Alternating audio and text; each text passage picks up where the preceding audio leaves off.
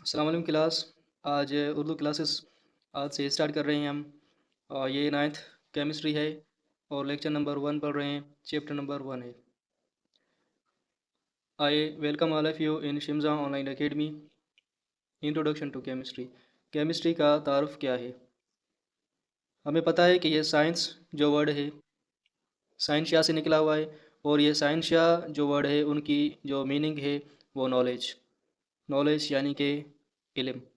कोई ना कोई इल्म हो उसे क्या कहते हैं? साइंस या साइंसिया। साइंसिया जो वर्ड निकला हुआ है वो लैटिन लैंग्वेज से निकला हुआ है, जो लातीनी कह सकते हैं आप उसे, और उर्दू में उसको लातीनी बोलते हैं। ये लातीनी साइंस को फर्दर दो हिस्सों में तकसीम किया गया है। एक बायोलॉजिकल साइंस, दूसरा है physical science. What is biological science? It is the study of living things. जो जानदार चीज़ें हो उनके बारे में मुताला किया जाए उसे कहते हैं बायोलॉजिकल साइंस। और ये जो लिविंग थिंग्स है, ज़ाहिर बात है ये रिप्रोड्यूस होती हैं। फॉर एग्ज़ाम्पल जानवर है, एक कोई भी जानवर है, भैंस है, वो भैंस क्या करती है? अपना जो बच्चा होता है वो पैदा करती है। ठीक, उसे रिप्रोड्यूस कह सकते हैं आप। तो ये लिविंग थिंग्स के बारे में जो स्टडी मुताला किया जाए उसे बायोलॉजिकल साइंस कहते हैं। फिजिकल साइंस किसे कहते हैं? What is physical science? It is the study of non living things. ये किस जो हमारे गैर जानदार चीज़ें होती हैं उनके बारे में मुताला किया जाए, उनके बारे में पढ़ा जाए, तो उसे कहते हैं क्या? Physical science. और नॉन लिविंग थिंग्स का मतलब है ये नॉन रिप्रोड्यूस होती हैं। ये हमारी नॉन रिप्रोड्यूस यानी कि ये खुद जन्म नहीं देती, किसी चीज़ों से बनी हुई होती है। बायोलॉजिकल साइंस को फर्दर दो हिस्सों में तकसीम किया गया है। एक हमारा जूलॉजी है, दूसरा हमारा बॉटनी है। जूलॉजी पढ़ते हैं। जूलॉजी क्या है? Study of animals. जो जानवर होते हैं जो जानवर होते हैं उनकी स्टडी की जाए उसे जूलॉजी कहते हैं। और ये बॉटनी क्या है? Study of plants. जो पौधे होते हैं उनके बारे में स्टडी की जाए उसे क्या कहते हैं? बॉटनी। फिजिकल साइंस के फर्दर दो हिस्सों में तकसीम किया गया है। एक होता है हमारा केमिस्ट्री, दूसरा होता है फिज़िक्स। तो केमिस्ट्री हमारा सब्जेक्ट है, हम केमिस्ट्री को पढ़ेंगे। फिलहाल फिज़िक्स को पढ़ लेते हैं। फिज़िक्स है क्या? The study of matter and energy. आपको पता होना चाहिए ये जो डेफिनेशन है, study of matter and energy, इसे फिज़िक्स कहते हैं। यानी कि मैटर तो हो, उनकी स्टडी तो की जाए, उनका मुताला किया जाए, पर उनके साथ एनर्जी होनी चाहिए, तो उसे क्या कहते हैं?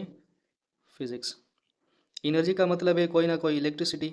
बैटरी की इलेक्ट्रिसिटी हो, बैटरी लगा हो, या अ, बिजली है, इलेक्ट्रिसिटी है, वो लगी हो, या कोई भी सोर्स हो सकता है इलेक्ट्रिसिटी का, जिसे एनर्जी कहते हैं। केमिस्ट्री ये हमारा सब्जेक्ट है। आज से हम इसे स्टार्ट कर रहे हैं, और ये हमारा लेक्चर नंबर 1 था। अबाउट इंट्रोडक्शन टू केमिस्ट्री था। केमिस्ट्री कैसे और किन किन चीज़ों से आई थी हमारी केमिस्ट्री, वो पता चल गया कि केमिस्ट्री खुद एक ब्रांच है। किसकी? साइंस की ब्रांच है। और वो साइंस कौन सी ब्रांच? साइंस की कौन सी ब्रांच से है? फिज़िकल साइंस से है। यानी इसे कह सकते हैं it is the branch of physical science which deals with the study of matter.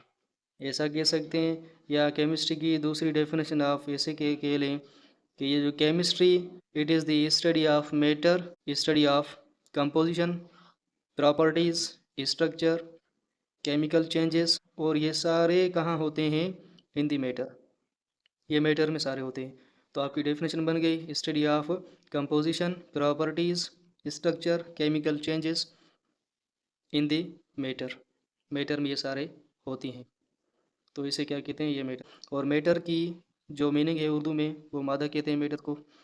तो ये मादे का मुताला किया जाए उसे मैटर यानी कि केमिस्ट्री कह सकते हैं।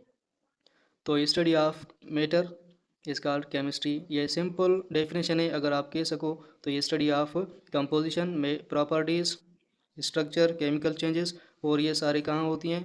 इन दी मैटर। तो ये भी एक डेफिनेशन है जो आपकी डेफिनेशन बुक में लिखी हुई है, वो ये। और सिंपल डेफिनेशन जो टीचर बनाते हैं खुद, या मैंने बनाई है ये। तो chemistry it is the study of matter. बस मादा की जो स्टडी हो, मुताला हो, उसे क्या कहते हैं? केमिस्ट्री कहते हैं। ये सब कुछ था about the introduction to chemistry. ये लेक्चर नंबर 1 था हमारा। आगे इंशाल्लाह क्लासेस सारे स्टार्ट करेंगे। आज से स्टार्टिंग क्लासेस। अल्लाह हाफिज़।